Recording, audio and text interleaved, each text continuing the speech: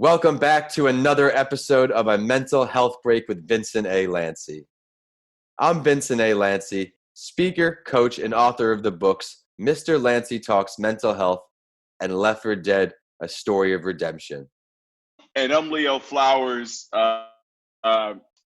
host of the Before You Kill Yourself podcast and comedian. Nice to see you, Leo. When I was 21 years old, I was the victim of a hit-and-run accident while walking home from a friend's birthday. After coming out of a coma and suffering from a traumatic brain injury, or you may know of as a TBI, I soon realized that it was time to put my mental health on a very high pedestal. This transformative experience has led me to create a podcast that is all things mental health. Would it add value to your life to hear mental health professionals and advocates share their authentic stories relating to mental health?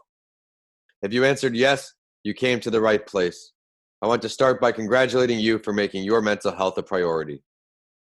If you enjoyed today's episode, please rate the show 5 stars and continue listening by subscribing. For today's episode, I am happy to introduce a guest who is as passionate about raising mental health awareness as I am. Today's guest is a former D1 athlete who graduated with a Master's of Arts in Counseling and Psychology. In addition to offering both professional and personal perspectives, he is also a Tedx speaker and host of the podcast Before You Kill Yourself. He even performs as a stand-up comedian, which I think is awesome and very courageous. Get ready to improve your mental health drastically. So allow me to please introduce Leo Flowers. Leo, thanks for coming on the show.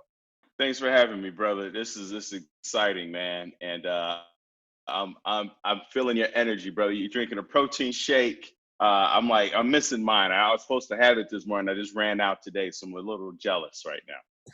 Well, it's great to see you, Leo. Would you mind please introducing yourselves to our listeners a little more and sharing part of your story before we dive in? And also, please do share your role relating to mental health.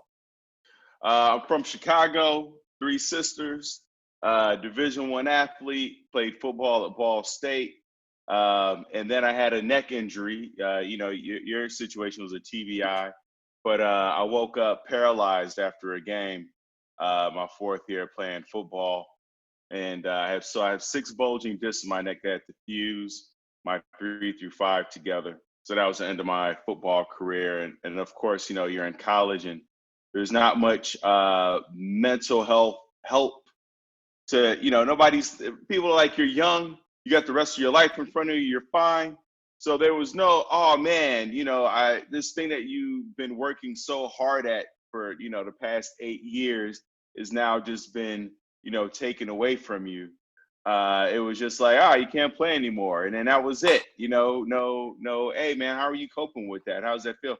But at the same time, at that age, when you're young, you're not emotionally literate at that age. You're not, right? You're either cool or pissed. Those are only 2 emotions when you're 21.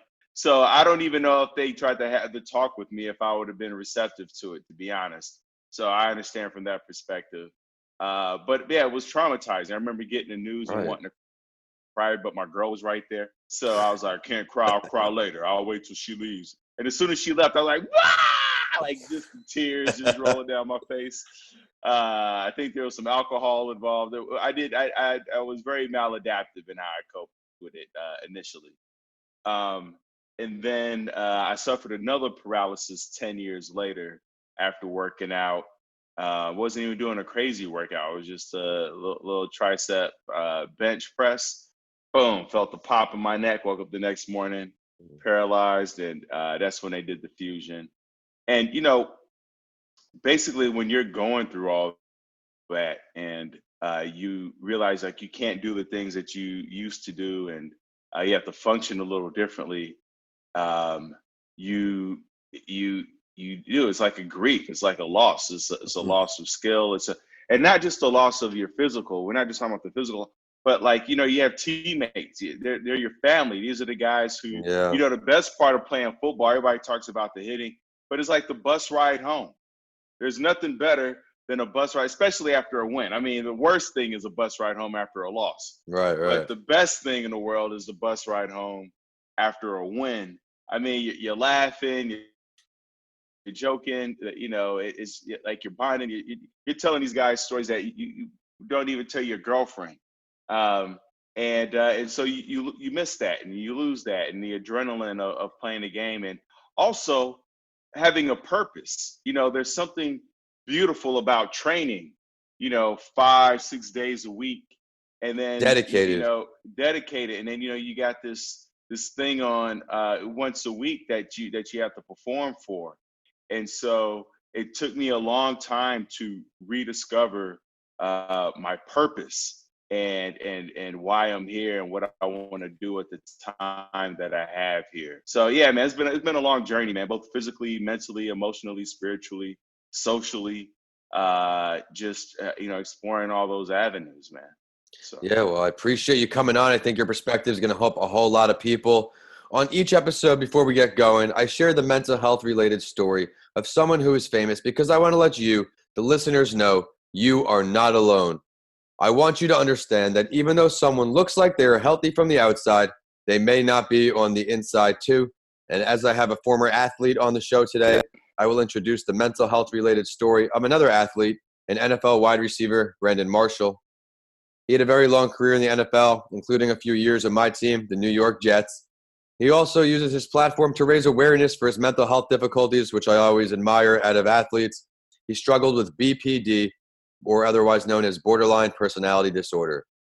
John Oldham is a doctor and the interim chief of staff at Menninger and world-renowned expert on BP. He explained that it's called borderline because it is exactly on the border of having a major impulse control disorder or a major mood disorder. He added that the two prominent features of BPD are emotion dysregulation and loss of impulse control. I'm going to end this write-up with a quote from Marshall I spent 3 months in the outpatient program at McLean, and in my time there, I learned the tools and skills to help me cope with my emotions. I learned different meditation techniques, and I spoke with doctors and counselors about what I was feeling to get a better understanding of where my emotions were coming from and how I could most effectively react and respond to them. Those 3 months changed my life. Leo, what do you take away from that story? it's about turning into yourself, right? A lot of us, when we're going through pain, when we feel unmanned, as Abraham Lincoln likes to call it, we see things externally. I mean, I'm guilty of that. Food, alcohol, women. We try to find the answers outside of ourselves. And as Brandon Marshall talked about, it's about turning into yourself, about being able to sit with yourself. It's the hardest thing in the world to do. It's why, in elementary school, it was used as punishment. You did something wrong, go sit in the corner and think about what you did. And you didn't want to do it. They weren't asking you to shingle a roof or to dig a graveyard ditch or, build a pyramid. They just want you to go sit in the corner. You're already sitting, right? You were sitting in class, but something about the fact that you're in a corner made it painful. And to think about what you're doing. No, everything I do is so I don't have to think. It's why, we binge on Netflix.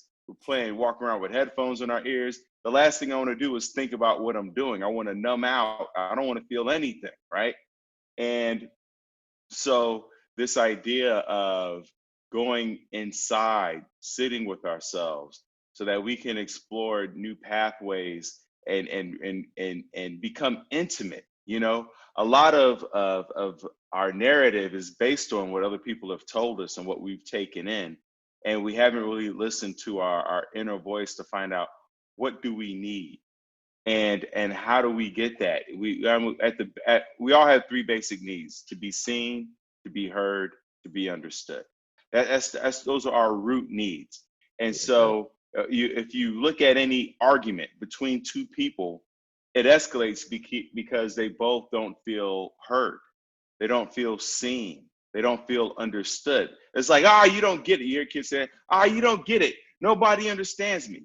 We're all, I give an example. We were at, me and my girl and some other friends were at lunch, and it's an outdoor patio, because of the COVID. Yeah. And this guy who's without a home, I don't like to say homeless people, guy without a home, he walks up to us, and there's like a tiny little gate separating us from the sidewalk. And he's leaning over and he's repeating everything that we're saying. I was like, yeah, we just got back from Peru. Yeah, we just got back from Peru. And he keeps doing this. And so we do the thing where we try to ignore him and just, we hyper focus on each other. And finally, I turned to him and I said, I see you. And I could tell he paused. He was like, what? And I go, I see you. And then he looked at me and he said, thank you. And he walked away. All he wanted was attention. He just wanted to be seen. He was tired of people walking past him day after day, ignoring him, treating him like he's not a person, which is like, I don't like to say homeless person. I like to say a person without a home. Put the person first. Wow, right? We're people first. We go, oh, that guy's an athlete. No. That is a person performing athletic duties. Put the person first. Because when we put the person first, then we can humanize them and we realize how connected we are versus objectifying them, whether it's good or bad, whether we call them a doctor or that person's a doctor. It's a person who's very proficient in the medical field and he understands surgery and he is a person. So we all want to be seen, heard, understood, but it starts with us seeing ourselves and understanding ourselves. So when Brandon Marshall talks about meditation, that's what that means for me. Yeah, absolutely. Now, when Brandon was talking, those are amazing points. Thank you. Did you come across BPD with a lot of football players? Is that a common thing in the locker room? You're 21. You don't have that vernacular. Yeah. You don't have that language. That's not. I'm from Chicago. North Side.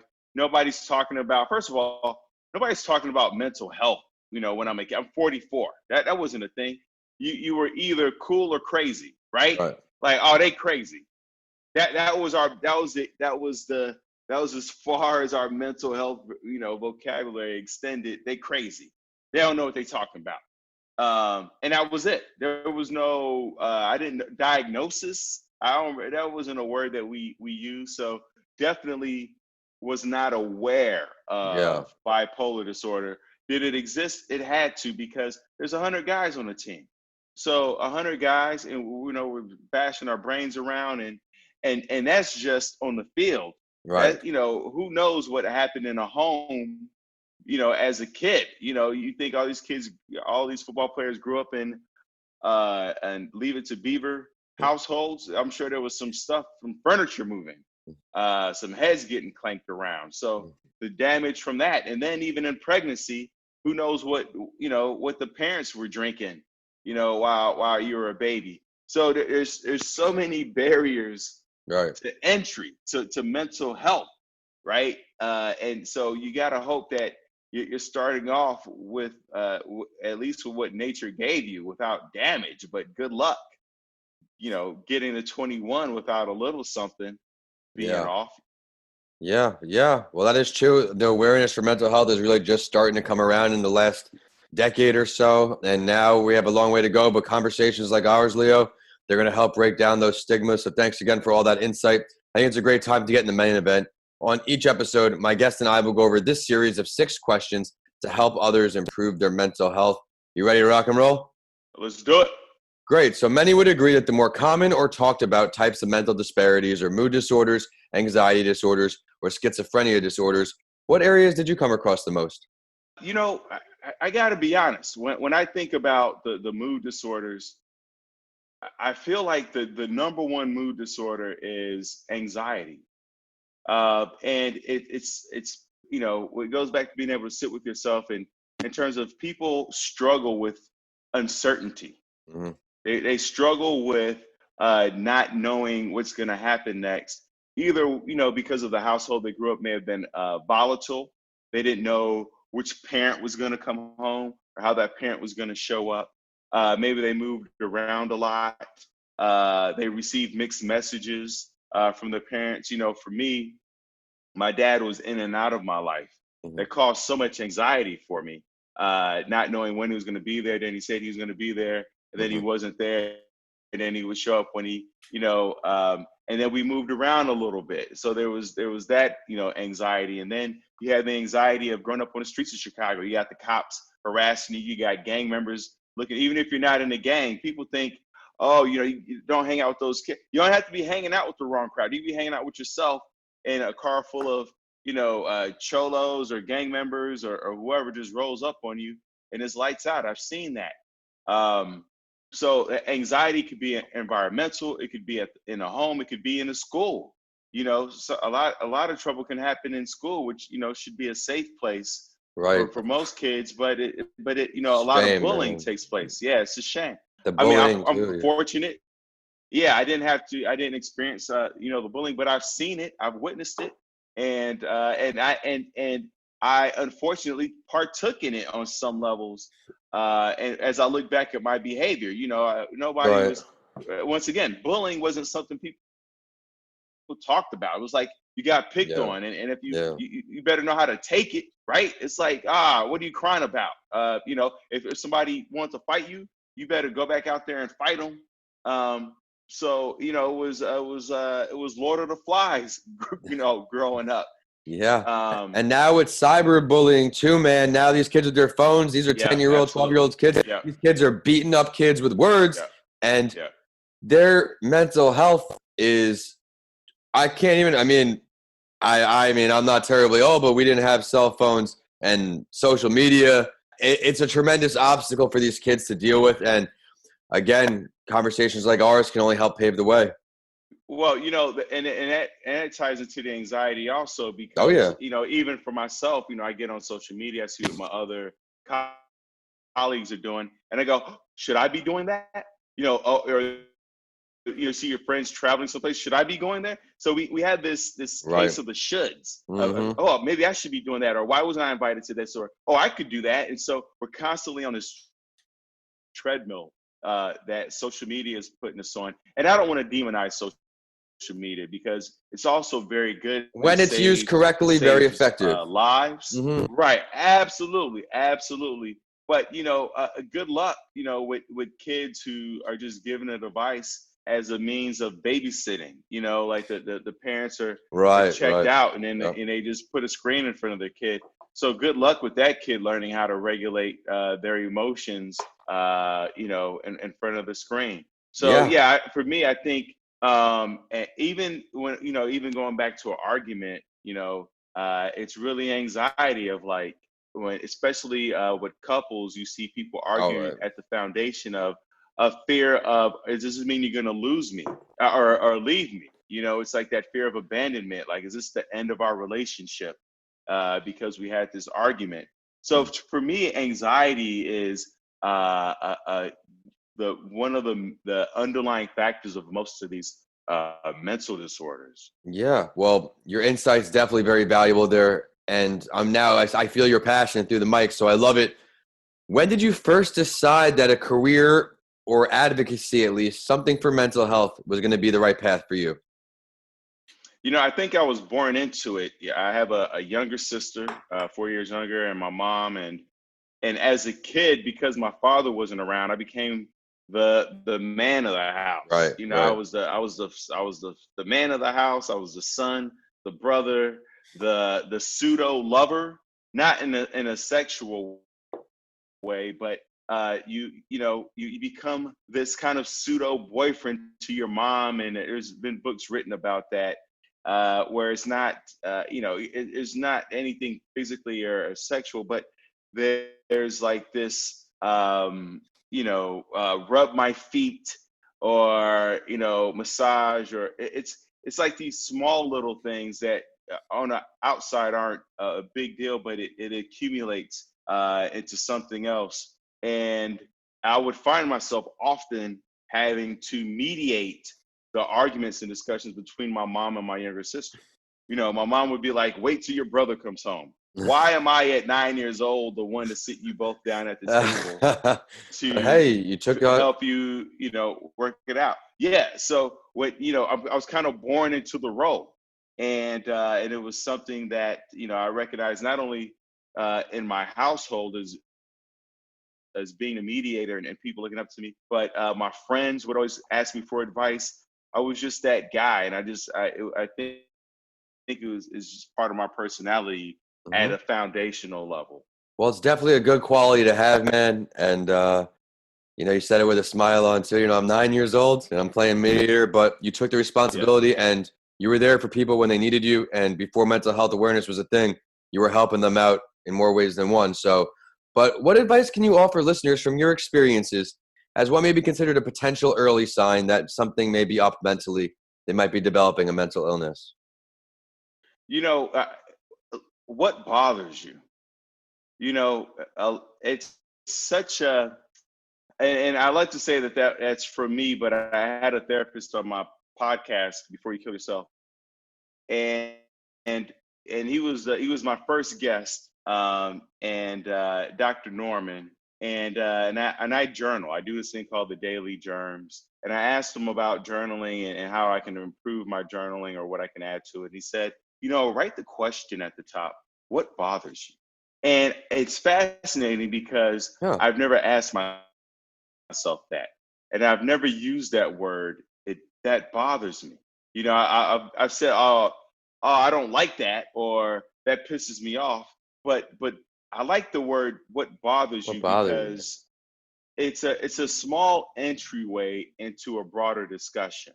I think a lot of times we don't talk about something until it's a major issue. Right. We see smoke. Too late. We ignore the smoke, but when we see fire, then we're like, oh, it's a fire. Mm-hmm. But no, the smoke was the first sign. When you felt a little heat. Like, you didn't have to see a fire to know that you didn't have to see, when you see smoke, you know that there's a fire, there's potential for danger. So it's easier to put out the little smoke than it is to put out a forest fire. I love the way you put that. It's true. Yeah. And so we let these smoke signals, right? And we let those go by, and we say, no big deal, no big deal, no big deal.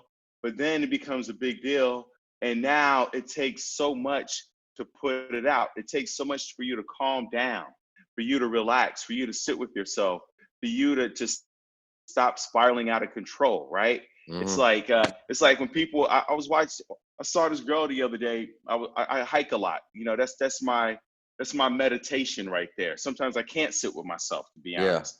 And so I have to move, and that's the anxious part. Sometimes when you're too anxious, it's better that you move. So I go hiking, and I saw this girl walking in UGG boots, and I wanted to tell her, because I saw the signal, I saw the smoke signal. I go, hiking in UGG boots is dangerous. There's a lot of rocks out there, and I had on great boots, and even sometimes I slip in those, right? But I didn't say anything because she was already into the hiking, and she wasn't going to turn around. She was with a group of friends, and so I was like, it's a wrap.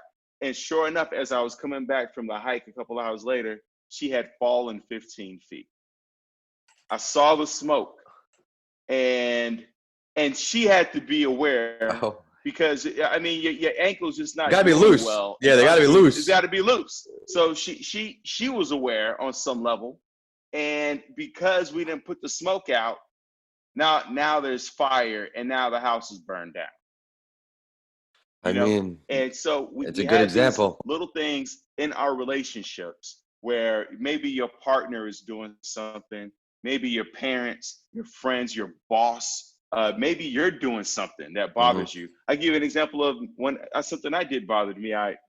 One night I stayed up late, binge watching something, and I woke up the next day and I was so exhausted. I had a full day ahead of me, and I was so angry at myself that I stayed up late to watch something, and then I was destroying my day. I can't focus. I can't show up with alertness. I don't feel like I had the vitality and the exuberance I want to show up with. And it's because I stayed up to watch something that I could have watched at any time, right? I only get this one day, and it really bothered me the whole day. I was like, that doesn't make sense, Leo Flowers, that you would have done something like that. Wow. And so now I remember that moment. And I don't binge watch things late at night. It sticks with you. So we have to accept that something like, no, that really bothers me. And it's okay to be, I know it's small, but it bothers me. And I'm letting you know that, so that it doesn't become a catastrophe. And it's something that now we get a divorce because 10 years ago you said something that bothered me and I didn't say anything. Well, awareness is a lever, creating the awareness, you're aware of it now, and it's going to make a difference. But I'm excited for this one with you, Leo. If you could pick 3, and I say just 3, because I want the 3 most important things our listeners can do on a daily or short-term basis to improve their mental health. They've recognized the potential early sign. What can you offer? 1 is purpose. Wake up every day with a purpose. And when I say purpose, I think a lot of people get caught up in it has to be some like hiking Machu Picchu or writing a New York Times bestseller. Your purpose for the day could be drinking a gallon of water. Your purpose for the day is not about the rest of your life.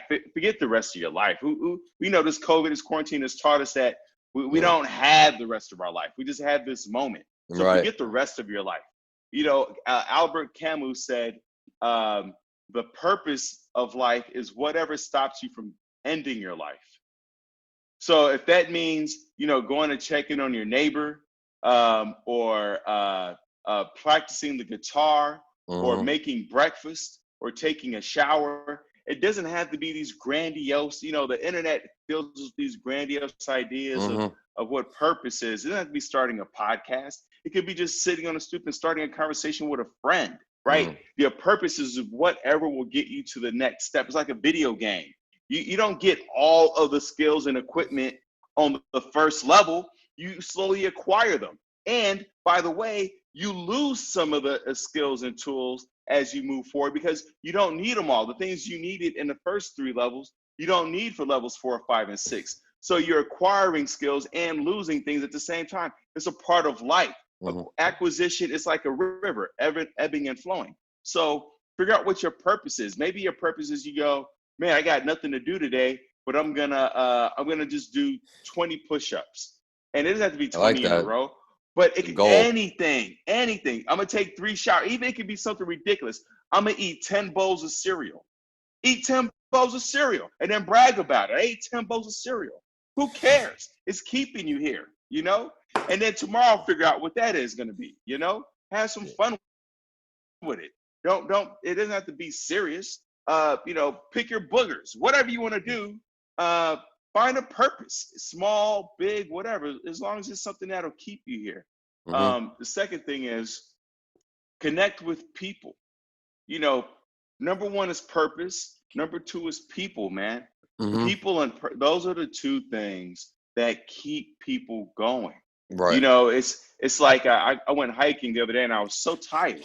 And then I get to the top. So, all right, long story short, there are these things called the 5 Peak Challenge here in San Diego. And you have to hike these. You don't have to, but you hike these 5 peaks. You take a photo and then you get a t-shirt and a medal and things like that, right? So I hike all 5 peaks and I'm so excited. And then I realized I forgot to take a photo at the top of one of the peaks. So now I got to hike it again to get this photo so I can get my photo, so I can get my photo, right? And I get to the top and I'm kind of bothered that I didn't take the photo the first time. I got to do this thing again.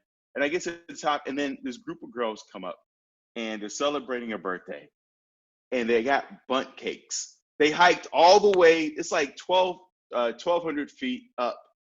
And they hiked all the way to the top with bundt cakes. And they go, hey, it's our friend's birthday. Would you like a bundt cake? And man, I got to tell you, that put such a smile on my face. It made me feel like the universe was like, listen, Leo, I know it sucked. I know it bothered you that you have to hike, that you have to retrace your steps again. It's kind of like when you miss your exit, like, I got to go back. Like it sucked. But it was like, but you did it and you did it without complaining too much. Here's a bundt cake, Leo Flowers. And I was like, man, that's beautiful, you know, and that's gonna stick with me for a very long time. That these people who didn't even know me, these strangers, at a time where it looks like the world is so divided and people don't want to talk to each other and they just want to FaceTime, they brought me a bundt cake. You know what I'm saying? Like that's old school. That's like when you move into a neighborhood and they bring you pie or whatever. Oh, in the neighborhood, yeah. Yeah, man. So I mean, tough to top those 2 though. To give us that third one, it's gonna be a tough there, man. All right, and then the last one, and it just came to me: feel all your feelings. There's no hierarchy. It's okay to have feelings. Pains. Feel all of it. Listen, when you are happy, it's so much fun to be like, hey, when somebody asks you how you doing, yo, I'm happy, man. I'm doing great. I'm thriving. have that same energy when you're sad. Hey man, how you doing? I'm sad. So the same energy and enthusiasm you have for when you're happy and excited, have that for when you're angry. You know, just don't be angry. Don't be like, I'm angry. Be angry. Be like, I'm livid. Like, get into it. Take your shirt off. Stand up on a chair. Get angry. You know, if you're sad, really be sad. Feel all of that. You know, ball up into into a tiny ball and cry your eyes out. Sit in a corner. You know, your girl's like, hey, what's going on? I'm sad right now. I'm so sad. I want it all to end. Like, feel all that pain. It hurts to move. I'm grieving. I'm shaking. I can't see. Only thing that matters, like, get into it. You know, feel all the feelings. You know, to move right now. It's the end of the world. You know, feel all of that when you're I'm frustrated, but because if you can't feel the pain, you can't feel the joy. I like the way you put that, and that's certainly true. You got to appreciate the sunlight because of the dark days. Yeah, you got to be able to feel all of that. Go with all of that. When I'm down and out and sad and depressed, I tell my girl, I'm like, I'm sad. I'm depressed right now. I'm sad. I don't know if I could put one foot in front of the other. You'd be lucky if I shower today. You know. But so say all those things. I'm gonna go eat 20 donuts right now, you know? So have a purpose, you know, and connect with people. Let me go back to the people thing. It's not about how many friends you have. Right. It's about connecting with the person in front of you. You know, I only met those girls at the top of the mountain for a few minutes. But they stuck with me, and I hear their voice, and I felt their energy and their love, and that's gonna carry me for a while. Like the way you put know, that's that, the thing, right? There's there's people in my family that I've known for 20 years that I haven't had that feeling with, you know. And so don't underestimate the power of a stranger, and that comes from when we're kids. We're often told, you know, don't talk to strangers. No, talk to every stranger so that they're not strangers. They're only a stranger because you're not talking to them. Right? Love the energy. To say hi, even if it's just a hi or a hello. And if they don't say it back, no big deal. So what? You know what? I just moved down here to San Diego. Well, I'm staying down here in San Diego. I shouldn't say moved just yet.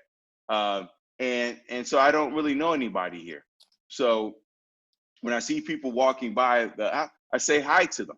And I got to tell you, the first couple months, Vincent, nobody was saying hi back. They didn't know me. They was like, who was that guy?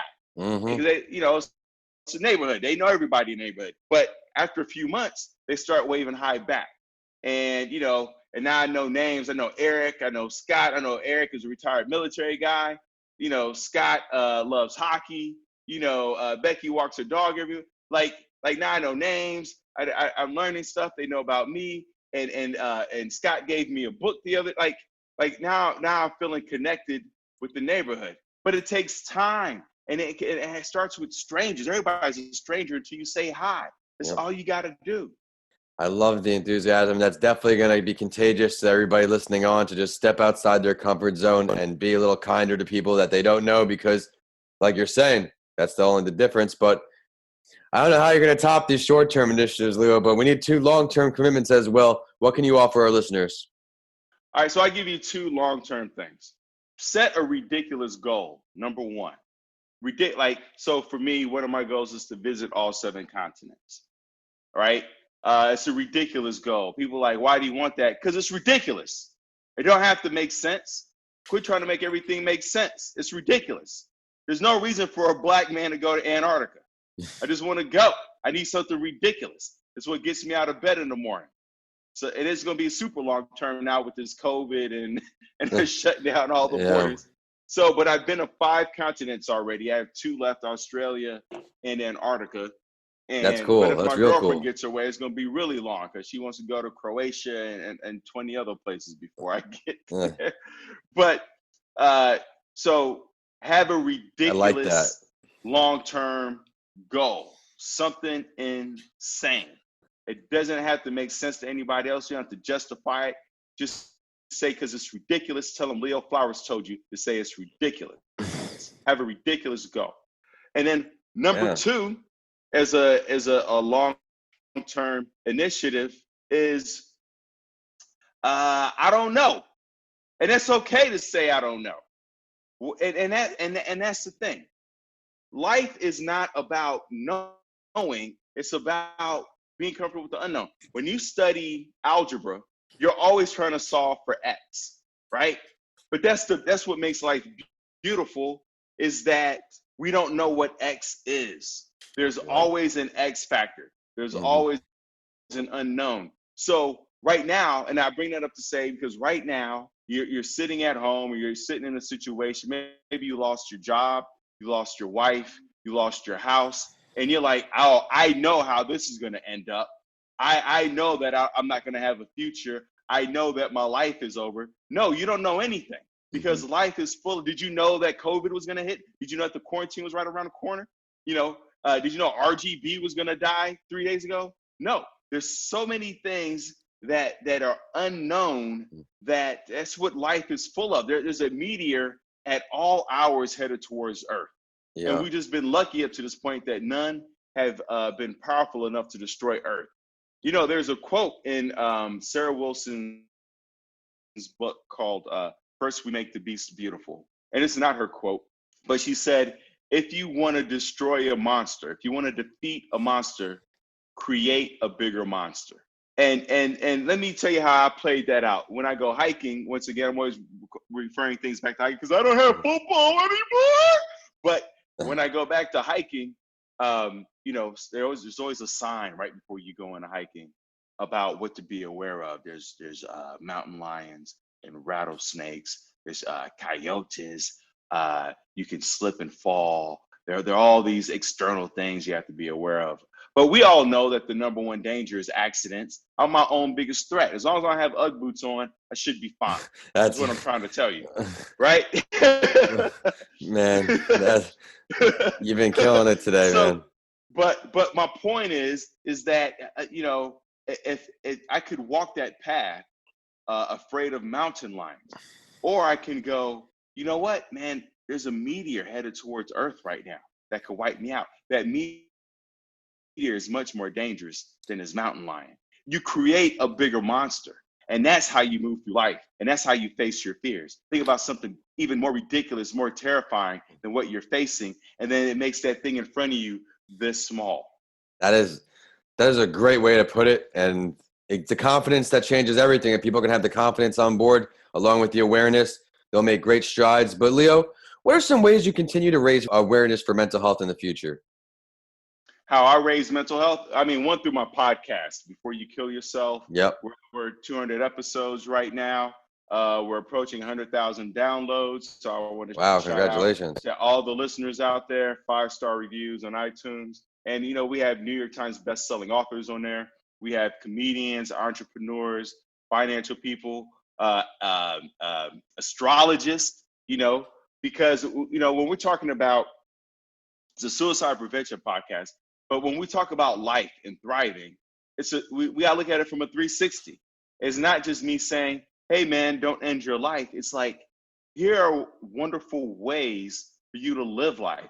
Here are practical ways for you to thrive. We're not just saying, stay here because life is great. It's like, no, here's how to pay your rent. Here's how to talk to your wife and connect with people. Here's how to connect with yourself. Very practical and applicable ways for you to move about the earth. And then the other way I raise mental health awareness is I life coach. You know, if you go to thrivewithleo.com, you can work with yours truly one-on-one, and we can get to tomorrow together. Because this idea that you can do things alone, good luck. Because Michael Jordan had a team. Tiger Woods had a team. His father, his caddy, he had a sports psychologist. You name any even Genghis Khan, you know, the greatest conqueror, one of the greatest conquerors of Earth. He had a team. Anybody great has had a team. So if you think that you can do it alone, good luck. And I want you to write that book about how you did it alone. because it's never going to get written. And you talk about never say never. I'll tell you that'll never get written because nobody does anything alone. So, but those are two ways that I like to promote mental health awareness through coaching and through the podcast. Leo, thank you so much for all this today. I know the listeners are going to see all the value in your episode. I loved how you started in the beginning, highlighted your anxiety because that's going to relate to everybody. But then you also spoke about how the role of mental health fell into you. You were in that role as a kid, taking the man of the house, and how you carried that leadership throughout. I think that's going to leave incredible lessons for our listeners. But it is time for the last word. And I also do this on my other podcast, What It's Really Like to Be an Entrepreneur, because I want the listeners to really get to know my guests. Is there something you'd like to share with our listeners before we sign off? At this very moment, you see the enthusiasm, the excitement, but behind my ear, my eyes are a sadness right now. I want to cry right now, and I can't explain it. But I'm sharing that with you because I want you to know that we are always existing on different realms. That we can show up and we can be powerful, and we can at the same time want to just ball up and cry and crumble and feel like it's just too much and it's overwhelming.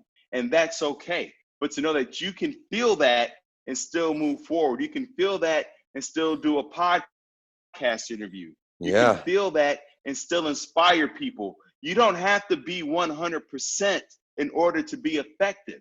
That idea is out the window. Listen, I got bulging disc in my neck. I got a torn meniscus in my right knee. I haven't been 100% since 1978. Even